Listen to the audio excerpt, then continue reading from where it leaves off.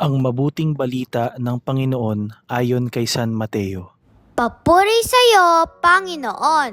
Noong panahong iyon, isinama ni Jesus si Pedro at ang magkapatid na Santiago at Juan at sila'y umakyat sa isang mataas na bundok.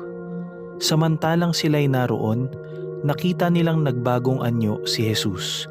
Nagliwanag na parang araw ang kanyang muka at pumuting parang busilak ang kanyang damit.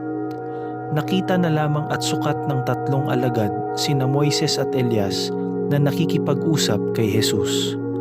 Kaya't sinabi ni Pedro kay Jesus, "Panginoon, mabuti pa'y dumito na tayo.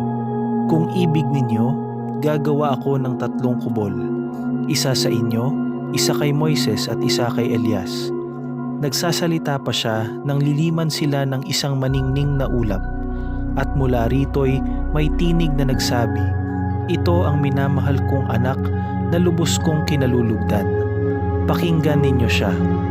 Ang mga alagad ay natakot nang gayon na lamang nang marinig nila ang tinig at sila'y napasubasok. Ngunit nilapitan sila ni Jesus at hinipo.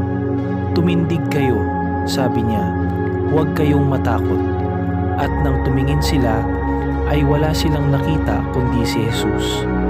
At habang bumababa sila sa bundok, iniutos ni Jesus sa kanila, "Huwag ninyong sasabihin kanino man ang pangitain hanggat hindi muling nabubuhay ang anak ng tao."